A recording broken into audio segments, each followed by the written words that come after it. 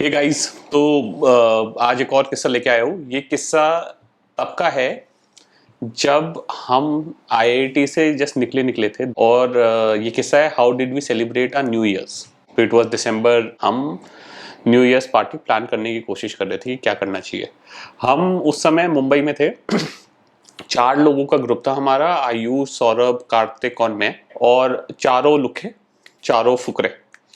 तो हमने डिसाइड किया है कि यार कोई वैल्यू फॉर मनी पैकेज ढूंढ लेते हैं जिसमें हम रात को एंजॉय कर पाए। तो हम ढूंढ रहे थे पैकेज। अल्टीमेटली काफ़ी सर्च करने के बाद हमें एक जगह मिल गई जो आई थिंक 11:30 या 11:45 तक अनलिमिटेड ड्रिंक्स दे रही थी और कुछ फिंगर फूड था। तो वो हमने बुक कर लिया कि भाई आज तो पार्टी करेंगे। और अब हमारे इस ग्रुप में, इन चारों लोगों में इंक्लूडिंग मुझे एक से एक निकम्मा आदमी था। ठीक है। तो जो आयुष था वो बंदा वैसा था जो यार खुद तो दारू पीता नहीं था, लेकिन पार्टी को लेके हमेशा एक्साइटेड हो पार्टी की, आज तो पार्टी करेंगे।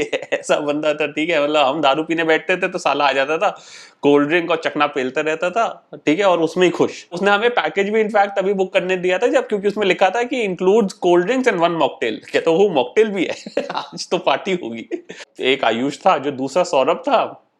उसका ये था कि भाई वो, उसका बस वो हवस का पुजारी। ठीक है। उसका सिंगल ट्रैक माइंड था कि भाई हर मोमेंट पे हर तरफ यही कोशिश करनी है कि भाई मेरे को लड़की पटानी है।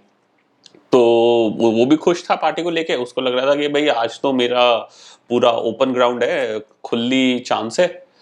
तो वो जैसे ही उसने, हमने पैकेज बुक किया और पार्टी फाइनल हुई, वो चला गया भाई शॉपिंग करने कि आज तो मैं नई शर्ट पहनूंगा। शॉपिंग करते करते एक तो वापस लेट आया, फिर तैयार होने में भी उसने बहुत टाइम लगा लिया। मैंने कहा भाई थोड़ा कम सज ले, मतलब दूसरों को भी चांस दे दियो।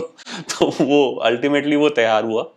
ठीक है। फिर हम बैठ के जाने लगे पार्टी के वेन्यू में। फिर मुंबई के ऑटो वालों का नाटक शुरू की, भाई चार लोगों को नहीं बिठाएंगे। किसी तरह कोई माना। पहुंचते पहुंचते हम डिसेंटली लेट हो गए थे जब तक हम पहुंचे। मैंने बताया था तो मैं 11:30 11:45 तक का टाइम था। हम पहुंचते पहुंचते इतने लेट हो गए थे कि वैसी भसड़ मच चुकी थी। ठीक है। बार पे गजब भीड़, मतलब बंदे पे बंदा चढ़ा हुआ है। बारटेंडर का गिव अप हो रखा है। तो मैं और कार्तिक, जो दोनों पीने वाले थे, उनका बस हम हिम्मत ही जुटा रहे थे कि यार कैसे इस भीड़ में घुसे और अपने लिए भी दारू ले। कि तभी प्लेयर भाई साहब सौरभ बोलते हैं वेस्ट डांस फ्लोर ब्रो।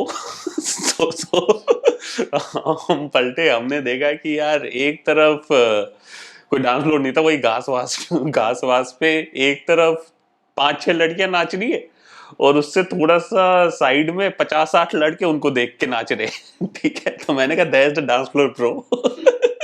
तू भी आजमा ले अपनी किस्मत जा। फिर हम जब बाहर पे जाने लगे तो आयुष बोलते हैं यार मेरे लिए पेप्सी ले आई हो। मैंने कहा सालो, इतनी भीड़ को चीरते हुए अगर हम बाहर पे पहुंचे और फिर तेरे लिए हमने पेप्सी मांगी ना, तो लोग मारे ना हमारे बारटेंडर फेल देगा। ठीक है। तो तू पेप्सी, मेरे ख्याल से कोई लिमिट नहीं है उसमें, तेरे को मिल जाएगी आराम से। हम अपनी दारू लेने जा रहे। तो हम घुस गए, मैं कार्तिक भीड़ में किसी तरह हम पहुंचे। हम क्योंकि वैसे टाइम खत्म हो रहा था, 4-5 गिलास जितने एक बंदे के हाथ में आ रहे थे वो हम लेके आ गए। ठीक है। और एक साथ गटक लिए। और तब तक तो हिट किया नहीं कुछ, लेकिन फिर धीरे धीरे हमको चढ़ने लगी। थोड़े से झूमने लगे थे तो उस पार्टी वॉज डेड, मतलब तो उसमें कुछ रहने का फायदा नहीं था। तो हमने भी इसको ये बोला। और फिर मैंने डांस फ्लोर पे भी मैं देख रहा था वो मुन्नी बदनाम हुई गाना चल रहा था और आयुष लगा हुआ है अपना ऐसे ऐसे सलमान खान बना हुआ है। मैंने कहा इसके पास जाएंगे तो आंखें फोड़ देगा ये। ठीक है। कि मतलब बस लड़कियां मुझे देखें, बाकी सबकी मैं आंखें फोड़ दूंगा। तो ये वहां तो कोई फायदा नहीं था रहने का। तो हमने आयुष को बोला कि भाई तू सौरभ को ले जाइयो। फिर मैंने कार्तिक से पूछा कहाँ जाना है भाई।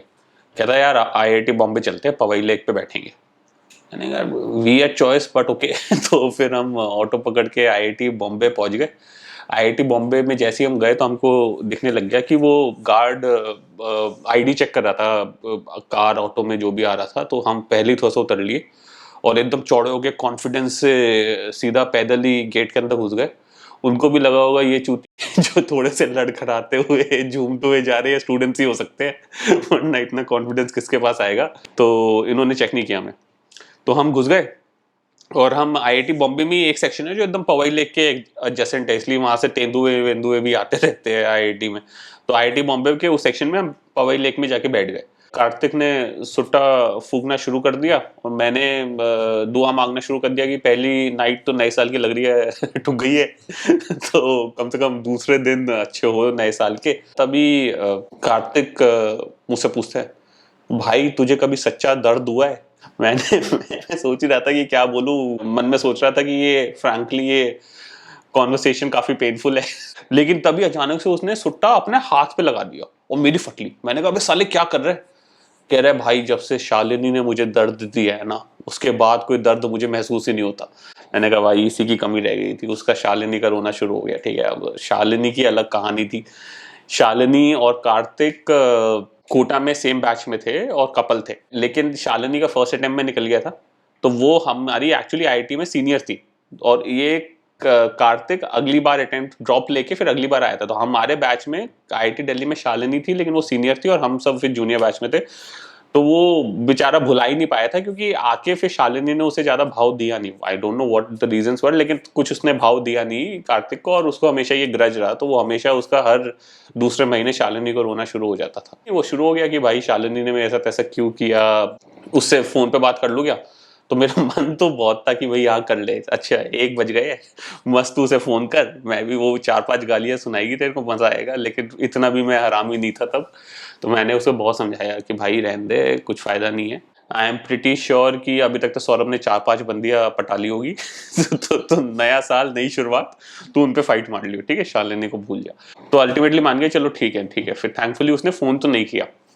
फिर मैंने बोला ठीक है भाई अब घर चले, अब बहुत हो गया तेरा, है नया साल एंजॉय कर लिया हमने और काफी अब झूमने लग गए थे हम दोनों ही कि अब घर चलते हैं। कहते नहीं यार एक बार ना जुहू बीच चलते हैं।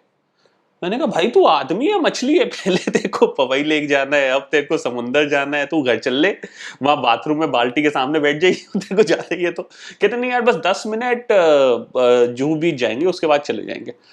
तो एक तो हम काफी हाई हो चुके थे, ठीक है, तब तक सारी दारू हिट करनी शुरू हो गई थी। दूसरी मेरे को बिल्कुल इसकी हिम्मत नहीं थी कि इसके साथ और बहस करूं, ठीक है। और तीसरा मेरे को लग रहा था कि यार ये वापस अपना दर्द का डेमोन्स्ट्रेशन ना दे दे तो मैंने कहा चलिए 10 मिनट बीच पे चली लेते। फिर हमने वापस ऑटो पकड़ा, फिर हम जुहू बीच गए और जुहू बीच जब तक हम पहुंचे थे तब तक मेरे ख्याल से 2-2:30 या हो सकते 3 ही बज गए। उसके बाद मुझे कुछ याद नहीं है। बस जब मेरी आंख खुली मैं बीच पे पड़ा हुआ था, दिन हो चुका था। मेरे आसपास मैंने देखा कि लोग सर्कल बना के खड़े हुए, मैं कंफ्यूज्ड, मैं लोगों को देख रहा हूँ।